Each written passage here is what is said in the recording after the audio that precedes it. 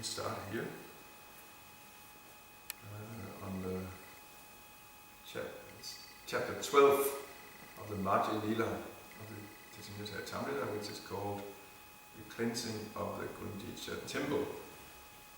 In this text number 71, there's one other Lila narrated before in that same chapter about how Maharaj Prabhu he tries to see Chaitanya Mahaprabhu, but Chaitanya Mahaprabhu refuses, and then the compromise is reached that Lord Chaitanya does not want to see the king, but he agrees to see the king's son.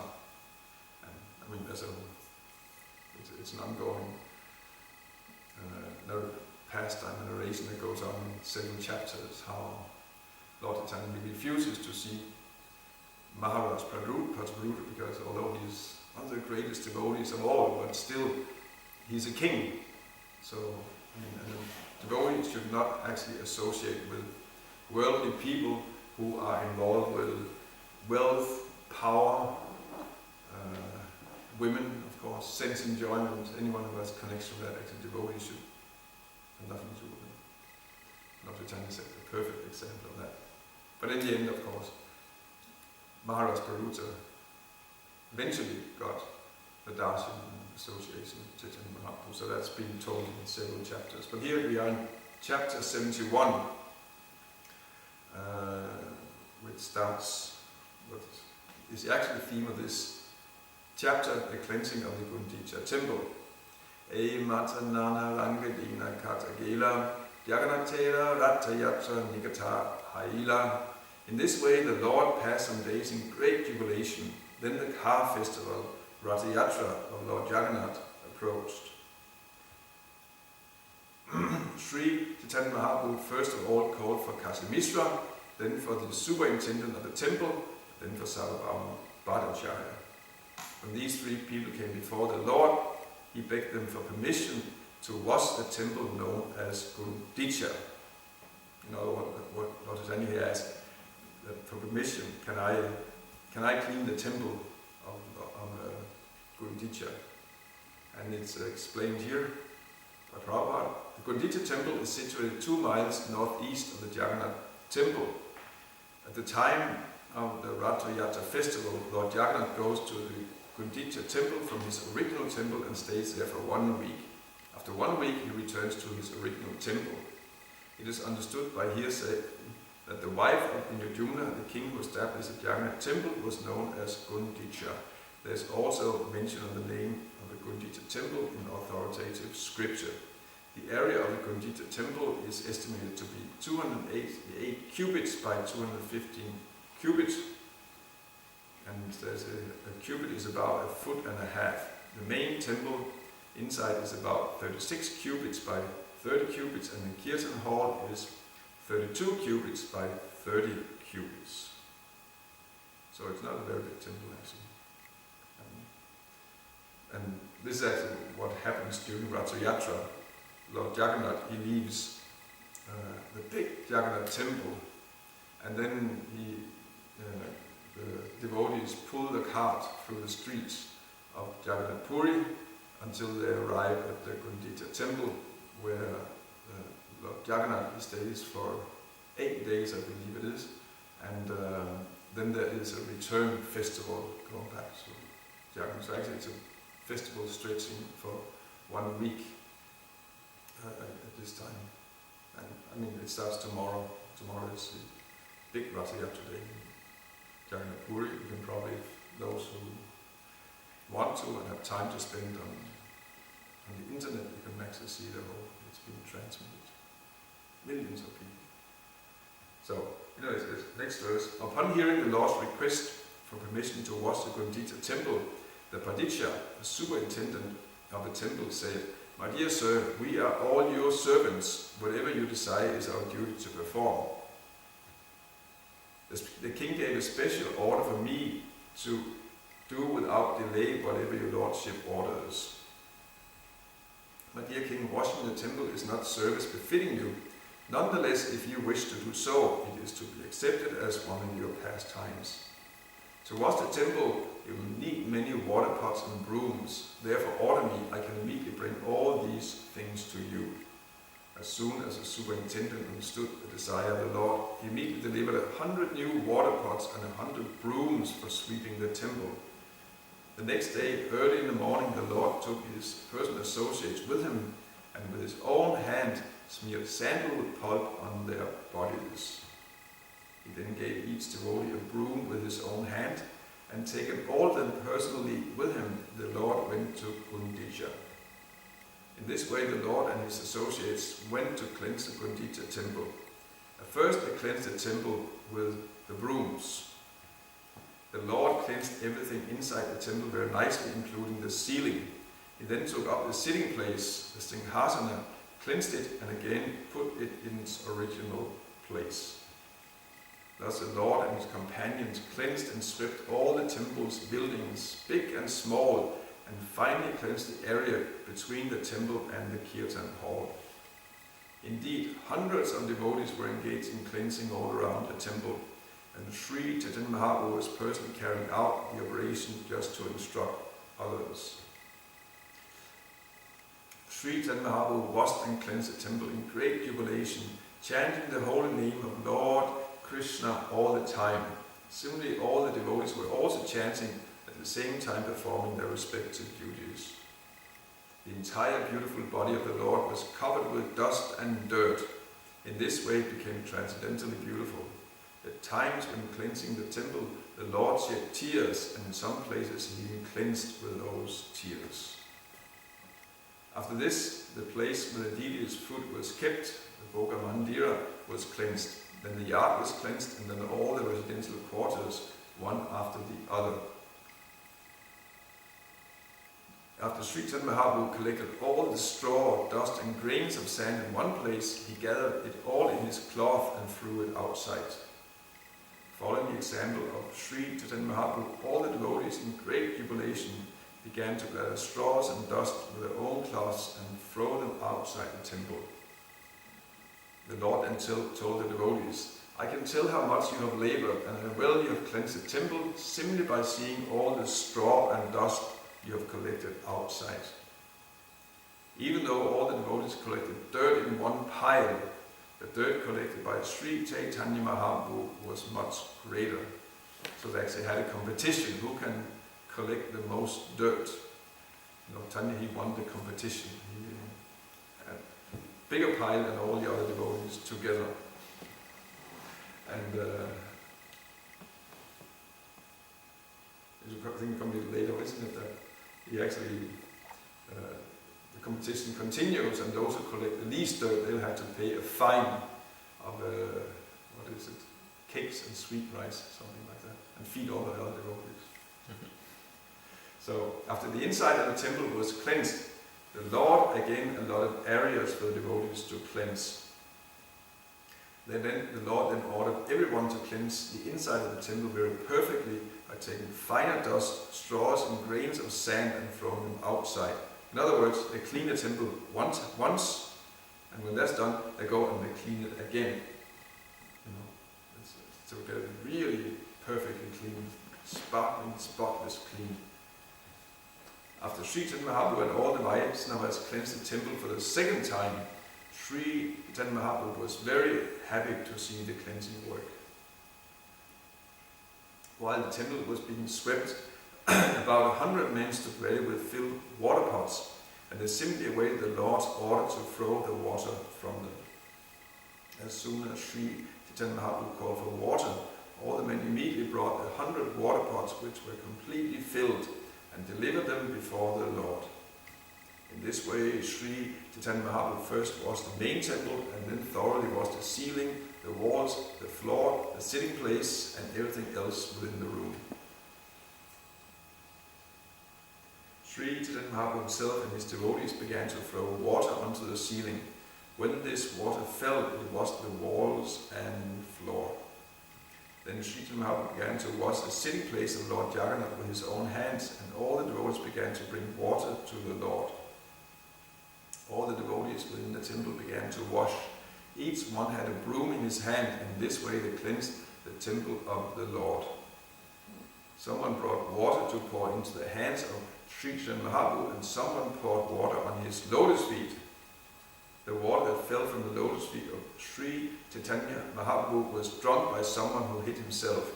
Someone else begged for that water, and another person was giving that water in charity. After the room was washed, the water was let out through an outlet, and then flowed and filled a yard outside.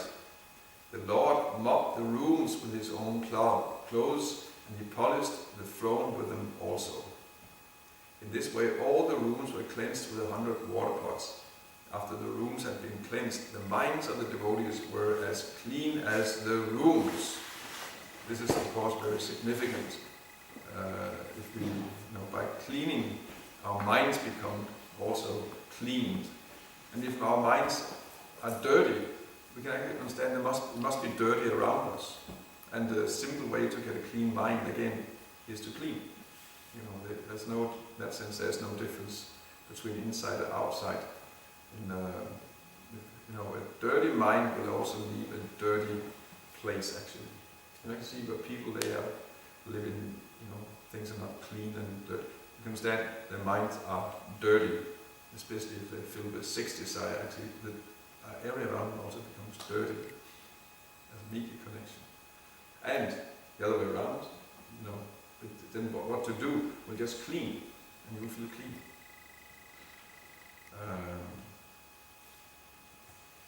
When the temple was cleansed, it was purified, cool and pleasing, just as if the Lord's own pure mind had appeared. Since hundreds of men were engaged in bringing water from the lake, there was no place to stand on the banks. Consequently, someone began to draw water from a well. Hundreds of devotees brought water in the pots, and hundreds took the empty pots away to fill them up again. With the exception of Nityananda Prabhu, Advaita-acharya, Swarup-Damodar, Brahmananda Bharati and Paramananda Puri, everyone was engaged in filling the water pots and bringing them there. Many of the water pots were broken when people collided with one another, and hundreds of men had to bring new water pots to fill. Some people were filling the pots and others were washing the rooms, but everyone was engaged in chanting the holy name of Krishna and Hari. One person begged for a water pot by chanting the holy names Krishna, Krishna, and another delivered a pot while chanting Krishna, Krishna. Whenever anyone had to speak, he did so by uttering the holy name of Krishna. Consequently, the holy name of Krishna became an indication for everyone who wanted something. So you don't actually need complex language to explain yourself. When you're on a transcendental platform, you just say Krishna, and everyone understands what it means. And the devotee who replies to you, he'll say Krishna also. And it's perfect communication. And as Sri Chaitanya Mahaprabhu was vibrating the holy name of Krishna in ecstatic love, he himself was performing the work of hundreds of men. He was so enthusiastic about the time. It appeared as though Sri Chaitanya Mahaprabhu were cleansing and washing with 100 hands. He approached every devotee just to teach him how to work. When he saw someone do nicely, the Lord praised him, but if he saw that someone was not working to his satisfaction, he immediately chastised that person, not bearing him any grudge. The Lord would say, "You have done well. Please teach this to others so that they may act in the same way." I'm not sure if he is telling that to those who are doing well or those he's chastising. As I understand this, it's those he's chastising, but he does in such an elegant way that, you're doing very nicely, please teach this to others. And then of course everyone understand, oh, no, I'm not doing so nicely, I have to do better. As soon as I heard Sri Chaitanya Mahaprabhu say this, everyone became ashamed. Thus devotees began to work with great attention. They washed the Jagamohan area and then the place where food was kept. All other places were also washed. In this way the meeting place was washed, the entire yard, the raised sitting places, the kitchen and every other room. Thus all places around the temple were thoroughly washed within and without. After everything was thoroughly washed, a Vaishnava from Bengal, who was very intelligent and simple, came and poured water on the lotus feet of the Lord. Please notice here, he was intelligent and he was simple. Sometimes people think that to be simple means you're primitive, you're stupid. No, simple. You're very simple in everything, and you're very intelligent. That actually goes together. And simple also means straightforward, and we see his straightforward goes up to Lord Chaitanya, just pours water on the lotus feet of the Lord, and then after that, he says here, the Gaudiya Vaishnava then took that water and drank it himself. Very straightforward. Just go up to wash his feet and drink water. Of course, Lord Chaitanya is not really happy about that. He says here, seeing that, Chaitanya Mahaprabhu felt a little unhappy and was also outwardly angry. Although the Lord was certainly satisfied with him, he became angry externally in order to establish the etiquette of religious principles. The Lord then called for Swami Damodar and told him, just see the behavior of your Bengali Vaishnava. This person from Bengal has washed my feet within the temple of the personality of Godhead. Not only that, but he has drunk the water himself. I now do not know what my destination is because of this offense. Indeed, your Bengali Vaishnava has greatly implicated me. And at this point, Swami Damodar Goswami caught the Gaudiya Vaishnava by the neck and giving him a little push, ejected him from the Gundicha Puri temple and made him stay outside. After Swami Damodar returned within the temple, he requested Sri Chaitanya Mahaprabhu to excuse that innocent person. After this incident, Sri Chaitanya Mahaprabhu was very satisfied. He then asked all the devotees to sit down in 2 lines on both sides. The Lord then personally sat down in the middle and picked up all kinds of straw, grains of sand and dirty things. While Sri Chaitanya Mahaprabhu was picking up the straws and grains of sand, he said, I shall gather everyone's collection and I shall ask whoever has collected less than all the others to pay a fine of sweet cakes and sweet rice. So that's a punishment. To have to be feeding the rice now, which is of course a great blessing. So in this way all the quarters of the Gundita temple were completely cleansed and cleared. All the quarters were cool and spotless, like one's cleansed and pacified mind.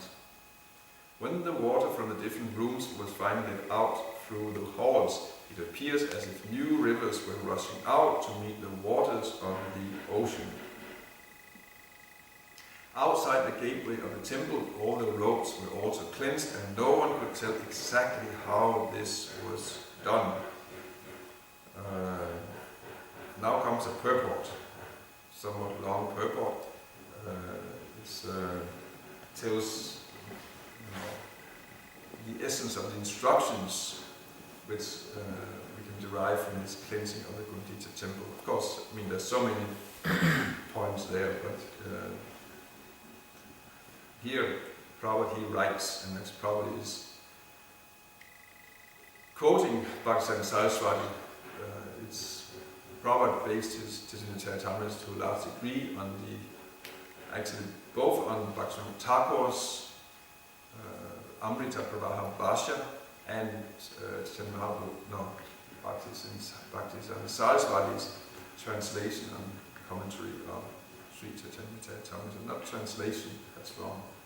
It's a Bengali. I mean, he didn't translate it from Bengali, but he wrote a commentary to Chaitanya Charitamrita. And probably based his book on to a large degree on these 2 books.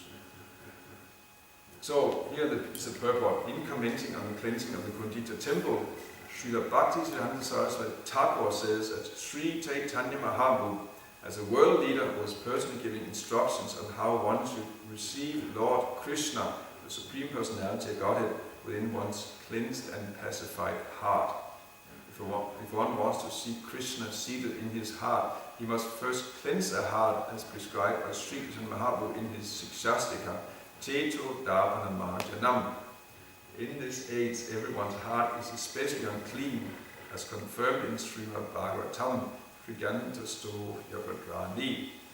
To wash away all dirty things accumulated within the heart, Sri Chaitanya Mahaprabhu advised everyone to chant the Hare Krishna mantra. The first result will be that the heart is cleansed. Chetudama Madhyam. Similarly, Srimad Bhagavatam 1.2.17 confirms this statement. Srinvatam Svagata Krishna Punya Shravana Kirtana Vedantasto Vyapabrani Vidunoti Suryasatam. Sri Krishna, the personality of Godhead, who is a Paramatma or super soul in everyone's heart and the benefactor of the truthful devotee, cleanses desire for material enjoyment from the heart of the devotee who relishes these messages which are himself virtuous when properly heard and chanted. If a devotee at all wants to cleanse his heart, he must chant and hear the glories of the Lord, Sri Krishna, Srinvatam Svagata Krishna.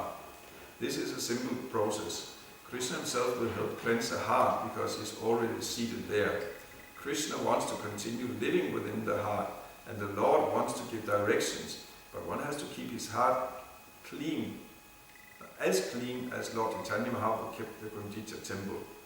The devotee therefore has to cleanse his heart just as the Lord cleansed the Gundita temple. In this way one can be pacified and enriched in devotional service. If the heart is filled with straw, grains of sand, weeds or dust, in other words, Anya Bilasita Purna, one cannot enthrone the Supreme Personality of Godhead there. The heart must be cleansed of all material motives brought about through fruitive work, speculative knowledge, the mystic yoga system, and so many other forms of so-called meditation. The heart must be cleansed without ulterior motive. As Srila Rupa Goswami says in Bhakti Rasamrita 1.1.11, Anya Bilasita Shunyam Gyana Kamadhyanavitam. In other words, there should not be any external motive. One should not attempt material upliftment, understanding the Supreme by speculative knowledge, fruitive activity, severe austerity and penance, and so on. All these activities are against the natural growth of spontaneous love of Godhead. As soon as these are present within the heart should be understood to be unclean and therefore unfit to serve as Krishna's sitting place. We cannot perceive the Lord's presence in our hearts unless our hearts are cleansed. Material desire is explained as a desire to enjoy the material world to its fullest extent. In modern language, this is called economic development. An inordinate desire for economic development is considered to be like straws and grains of sand within the heart. If one is overly engaged in material activity, the heart will always remain disturbed. As stated by Narottam Das Thakur, Samsara Vishanale Divanishahiya Jwala Yudaitina Kaino Upaya. In other words, endeavor for material opulence is against the principle of devotional service. Material enjoyment includes activities such as great sacrifices for auspicious activity, charity, austerity, elevation to the higher planetary system, and even living happily within the material world. Modernized material benefits are like the dust of material contamination. When this dust is agitated by the whirlwind of fruitive activity, it overcomes the heart. Thus the mirror of the heart is covered with dust. There are many desires to perform auspicious and inauspicious activities, but people do not know how life after life they are keeping their hearts unclean. One who cannot give up the desire for fruitive activity is understood to be covered by the dust of material contamination. Karmis generally think that the interaction of fruitive activities can be counteracted by another karma of fruitive activity. This is certainly a mistaken conception. If one is deluded by such a conception, he is cheated by his own activity. Such activities have been compared to an elephant's bathing. An elephant may bathe very thoroughly, but as soon as it comes out of the river, it immediately takes some sand from the land and throws it all over its body. If one suffers due to his past fruitive activities, he cannot counteract his suffering by performing auspicious activities. The sufferings of human society cannot be counteracted by material plans. The only way suffering can be mitigated is by Krishna consciousness. When one takes to Krishna consciousness and engages himself in the devotional service of the Lord, beginning with chanting and hearing the glories of the Lord, the cleansing of the heart begins. When the heart is actually cleansed, one can clearly see the Lord sitting there without any disturbance. In Srimad Bhagavatam 9.468, the Lord confirms that he sits within the heart of the pure devotee, Sarvo Idayam Ayam Sadhanam Priyam Tvaham. And Prabhupada continues, impersonal speculation, monism, or merging into the existence of the Supreme, speculative knowledge, mystic yoga and meditation are all compared to grains of sand. They simply cause irritation to the heart. No one can satisfy the Supreme Personality of Godhead by such activities, nor do we give the Lord a chance to sit in our hearts peacefully. Rather, the Lord is simply disturbed by them. Sometimes yogis and jnanis in the beginning take to the chanting of the Hare Krishna Mahamantra as a way to begin their various practices. But when they falsely think that they have attained release from the bondage of material existence, they give up chanting. They do not consider that the ultimate goal is the form of the Lord or the name of the Lord. Such unfortunate creatures are never favored by the Supreme Personality of Godhead, for they do not know what devotional service is. Lord Krishna describes them in the Bhagavad Gita in this way. Tanaham drisatra kruran samsareshu naradaman Kripamanyasam asuban asuri sveva yonishu. Those who are envious and mischievous, who are lowest among men, I perpetually cast into the ocean of material existence, into various demonic species of life. Bhagavad Gita 16:19. By his practical example, Sri Chaitanya Mahaprabhu has shown that all the grains of sand must be picked up thoroughly and thrown outside. Sri Chaitanya Mahaprabhu also cleansed the outside of the temple, fearing that the grains of sand will again come within. In this connection, Srila Bhakti Siddhanta Saraswati Thakur explains that even though one may become free from the desire for fruits of activity, sometimes the subtle desire for fruits of activity again comes into being within their heart. And now actually this paragraph is really striking, very deep, very useful to meditate on. He writes here, one often thinks of conducting business to improve devotional activity, but the contamination is so strong that it may later develop into misunderstanding, described as kutinati, fault-finding, and pratistasa, the desire for name and fame and for high position, diva hingsa, envy of other living entities, nisidachara, accepting things forbidden in the Shastra, karma, desire for material gain, and puja, hankering for popularity. The word kutinati means duplicity. As an example of pratistasa, one may attempt to imitate Srila Haridas Thakur by living in a solitary place. One's real desire may be for name and fame. In other words, one thinks that fools will accept one to be as good as Haridas Thakur just because one lives in a solitary place. These are all material desires. The neophyte devotee is certain to be attacked by other material desires as well, namely desire for women and money. In this way, the heart is again filled with dirty things and becomes harder and harder like that of a materialist. Gradually, one desires to become a reputed devotee or an avatar. The word diva hingsa, envy of other living entities, actually means stopping the preaching of Krishna consciousness. Preaching work is described as paropakara, welfare activities for others. Those who are ignorant of the benefits of devotional service must be educated by preaching. If one stops preaching and simply sits down in a solitary place, he is engaged in